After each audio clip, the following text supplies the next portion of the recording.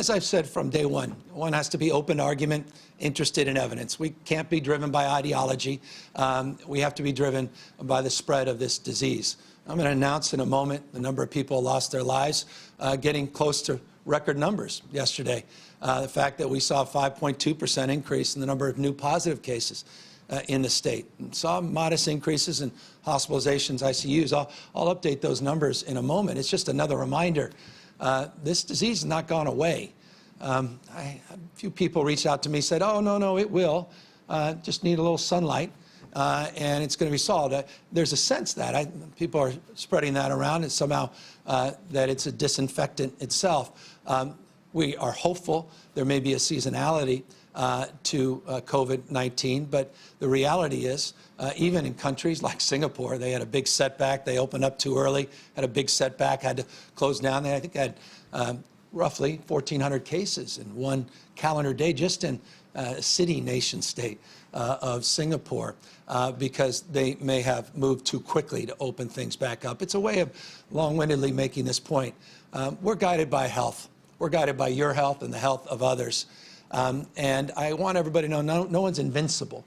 And some of us are more vulnerable. Seniors, people with compromised immune system. Doesn't matter your time of life. If you have a compromised immune system, you could be much younger, feel healthier, but you could put yourself at risk or your loved ones at risk. You may be asymptomatic, feel fabulous, actually may have just been tested and been positive without knowing. A few days later, after your negative test, you may have contracted the disease, be asymptomatic, and now spreading it to your loved ones back into the community. And so that's why we really are sincere about our desire to keep you safe and to monitor and to meet the conditions as they change. The conditions last week, the images we saw on a few of our beaches were disturbing. I was very candid about that. We've been very consistent about that. And we had anticipated a week ago today concerns with that weather coming back up and wanted people to be vigilant. Unfortunately, as I say, just in a couple of our beaches, we didn't see that happen. The vast majority of them we did. We saw people doing all the right things. Incredible leadership in L.A., the county and city level, Mayor Garcetti, and great work being done. San Diego, and their county and their partnerships, even up in Mendocino, Sonoma, Bay Area. So many outstanding examples where people met the moment, both as you know, citizens of this state and as local leaders, law enforcement, and the like. And we just want to acknowledge that. I want to thank everybody for that outstanding work. That's going to help us get to this goal of beginning to reopen this state much, much sooner. So let's keep that up.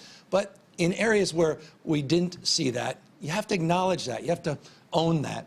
And you have to figure that out. And so I've been led by my health directors in partnership with council with many health professionals that feel we need to address that a little bit more specifically in a targeted way. The volume of density, the volume of people and concentrated space, particularly in a few cities, few coastal cities off and around the Orange County area.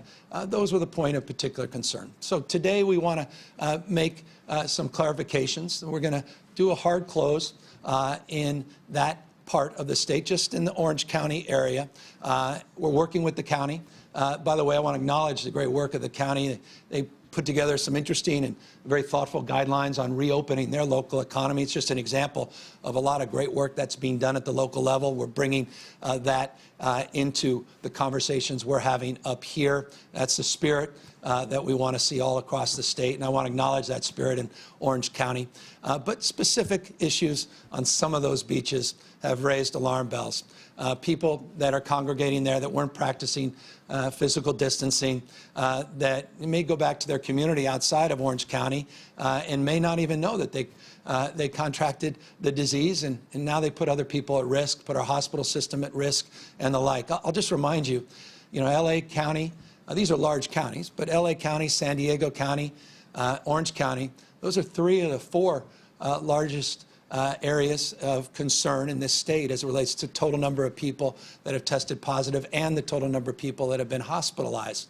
So Orange County's been on our list of health concern, and we've done a wonderful job down there. I just think we can tighten that up a little bit. And so we're going to have a temporary pause on the beaches down there, state and local beaches.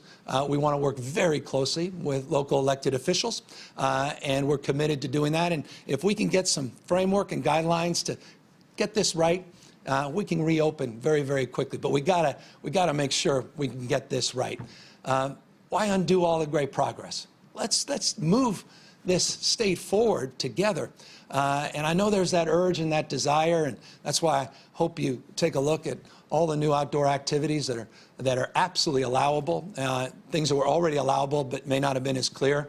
Those 200 state parks that are open in the state of California, as long as we're modifying our behavior and practicing the physical distancing, we're gonna move through into this next phase. We can talk about that phase 2 in the next few weeks.